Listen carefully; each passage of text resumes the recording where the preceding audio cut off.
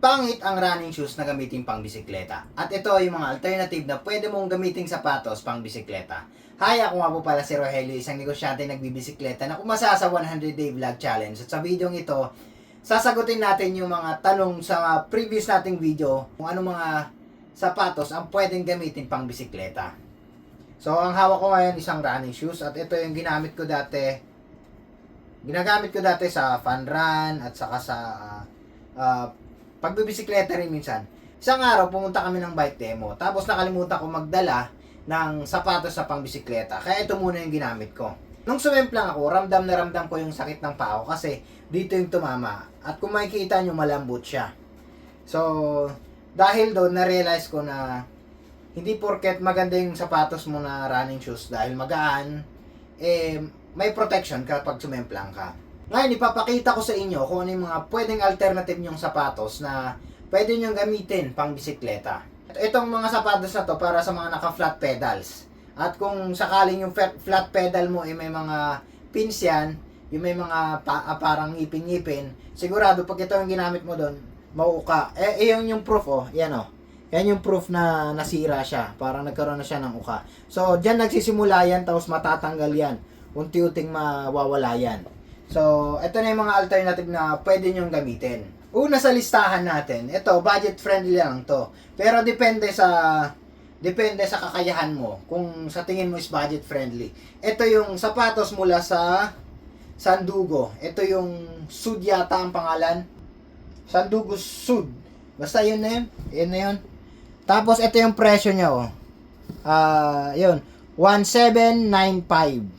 Pero nung binili namin to, hindi siya 1,795.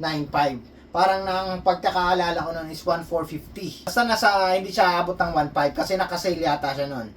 So, hindi ko alam kung magkano na siya ngayon, kung baka nagmahal pa. Pero, isa ito sa mga sapatos na tumagal. By the way, ito nga palang sapatos na to is sapatos ng asawa ko. Gamit-gamit niya ng matagal na panahon. So, bago pa mag-pandemic, meron na siyang ganito. So, makikita nyo, ayan yung mga gas-gas niya. So, ginagamit niya to pang bike to work, pag nagte-trail kami. At hanggang ngayon, 2026 na. Siguro mga nasa 8 years old na tong sapatos. Siguro 8 years old na tong sapatos na to. At hanggang ngayon, pwede pa siyang gamitin. Meron pa mga alternative.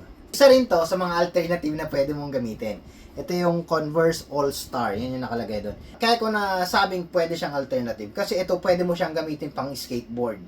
So, ang mga sapatos sa pang skateboard, medyo mas maganda sila kaysa sa running shoes. Kasi meron silang elevated na support dito sa bandang gilid.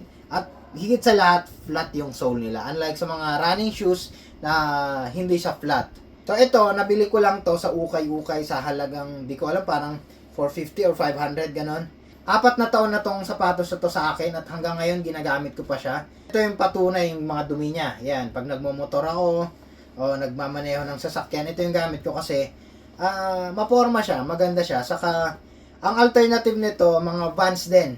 Parang kagaya nito, yung mga Vans na skate shoes, ganyan. So, ang kagandahan nun, mas malapad yung mga Vans, mas malapad yung sapatos na Vans, mas malapad dito, kaya mas maganda siya. Ito pa pala, ito rin galing dito sa ukay-ukay. Hindi ko alam kung original to, pero isa siyang Jordan 4. Ito pwede rin siyang pang bisikleta kasi flat sole din, flat din yung sole niya. Tapos hanap lang kayo sa ukay-ukay kasi ito nabili ko to sa Baguio ng hindi ko na maalala, pero wala pang 2,000 to. Parang 600 daw sabi ng asawa ko. So, ayan. Murang-mura lang siya. Alam ko imitation to na ukay-ukay kaya pinaukay-ukay. So, mga kaparehas lang ito. Halos magkasabay lang sila or hindi, parang isang taon lang pagitan nila. Pero parehas lang ukay-ukay. Kaya sila napiling pang bisikleta kasi flat yung sole niya. Meron din nagtanong kung pwede ba daw yung mga pang hiking na sapatos o yung mga kagaya ng mga Sandugo na malalaking spike kagaya nito. Ito sa asawa ko naman to. Tapos masasabi ko na madulas siya. Madulas daw siya, sabi ng asawa ko. Madulas daw siya. So kahit sabihin mong malalaki ang ngipin nito, sa sobrang laki niya, hindi niya rin siya kumakapit doon sa pedal. Lalo kung yung pedal mo is plastic. So, kung siguro yung pedal mo is may ngipin, medyo may laban pa siguro to. Pero, itong mga klase ng sapatos na to, hindi ko siya may re-recommend na pang bisikleta kasi sayang. Ito, original na Merrell. Mahal to sayang naman pag nasira. So, ito kasing pressure na rin to ng mga bike specific na mga sapatos. Kaya, kung ganito rin naman iba-budget nyo, bike specific na sapatos na kagaya ng Shimano, 510 at saka O'Neill. Ikaw, anong sapatos ang gamit mo ngayon? Bumibili ka rin ba sa ukay-ukay kagaya ko? Comment ka naman dyan sa comment section sa baba kung ano yung sapatos ang gamit mo. Kung sa tingin mo may na-violate akong reaction, comment mo dyan o i-message mo ako kung may tanong ka. Kung may tanong ka, suggestion, pwede mo ako i-message. Ako nga po pala si Rogelio, ang yung tropang vlogger na nagsasabing